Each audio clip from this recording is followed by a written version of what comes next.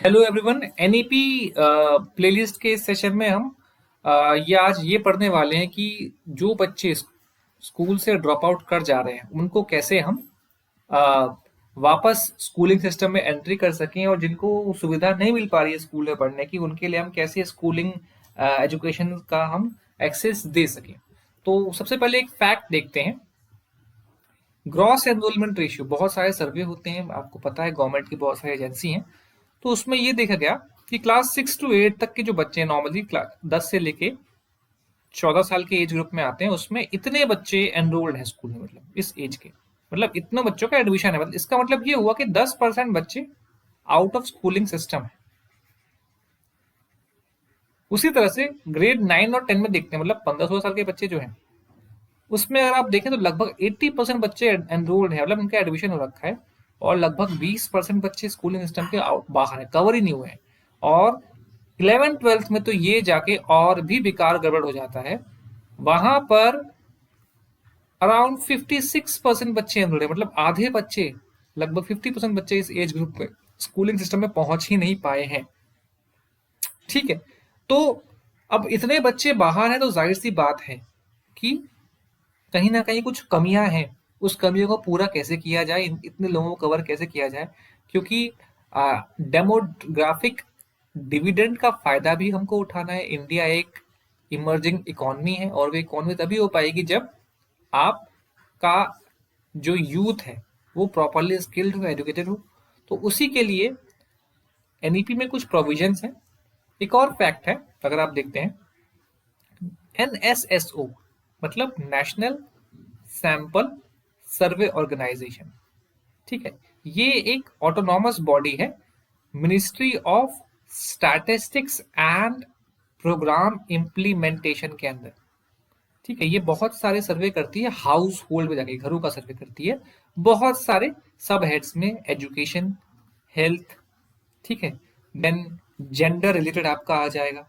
ऐसे बहुत सारे सर्वे करते हैं। तो उन्होंने ये पाया कि 6 से लेकर 17 साल का जो एज ग्रुप है, नॉर्मली यही ग्रुप आपका स्कूलिंग सिस्टम में कवर होता है क्लास 1 से लेकर 12 तक। इस एज ग्रुप के 3.22 मतलब 3 करोड़ 22 लाख बच्चे आउट ऑफ स्कूल है, मतलब स्कूल में एनरोल्ड ही नहीं है अभी तक। ठीक है। तो इतने लोगों को स्कूलिंग सिस्टम में एक्सेस देने के लिए एनईपी में एक प्रोविजन है। सबसे पहला प्रोविजन तो ये है कि 100% टारगेट दिया है, गोल दिया है, बाय द ईयर 2030, 2030 तक प्राइमरी लेवल से, प्री स्कूल से लेकर सेकेंडरी लेवल तक कोई भी बच्चा स्कूलिंग सिस्टम से बाहर ना हो। 100% ग्रॉस एनरोलमेंट रेशियो अटेन करना है इस टाइम तक। अब इसके करने के दो इनिशिएटिव लिए हैं। पहला इनिशिएटिव है कि इंफ्रास्ट्रक्चर डेवलप करें हर बच्चे के लिए। अब यहाँ पर आपके देखिए, विशेष तौर पे गर्ल्स आउट स्कूल्स के बाहर हो जाती हैं एक एज के बाद, खासकर ग्रामीण इलाकों में, ट्राइबल इलाकों में। और इसके अलावा जो आपके पर्सन विद डिसेबिलिटी, जो दिव्यांग है, इनके ऊपर ज्यादा जोर दिया गया ताकि ये लोग, इनको एक्सेस मिले, सेफली इनको मिल जाए।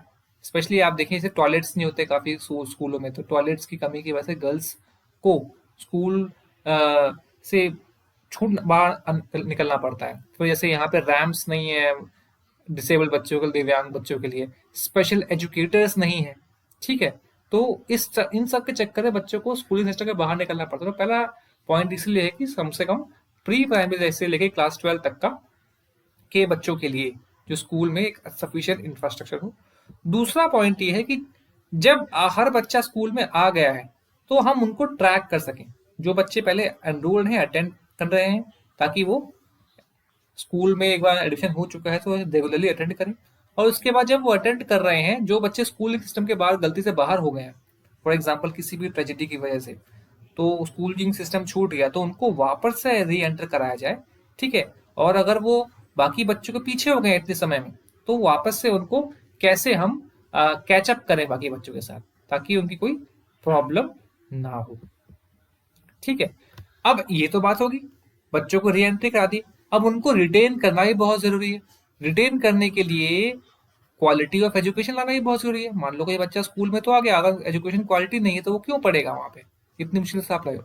तो उसके लिए उनका इंटरेस्ट बनाने के लिए टीचर्स को डिप्लॉय करना है, ठीक है, स्पेशली लोकल लैंग्वेज में जो निपुण हो, who are active in the local language, ठीक है। अगर बच्चे को समझ ही नहीं आया उसकी लोकल लैंग्वेज तो क्यों आएगा, ताकि खासकर इन इलाकों में उन टीचर को डिप्लॉय करना है जहाँ पे हाई ड्रॉप आउट रेट है, ठीक है। और करिकुलम में भी हम क्या करेंगे, चेंजेस लाएंगे, ठीक है, ताकि बच्चा एडजस्ट कर सके, अडेप्ट कर सके उस नए करिकुलम के अकॉर्डिंग। इतना आपका ड्रॉप आउट रेट्स को रोकने के लिए और यूनिवर्सल एक्सेस को कंप्लीट करने के लिए एनईपी की डॉक्यूमेंट में दिया हुआ है, ठीक है। Thank you for watching this video.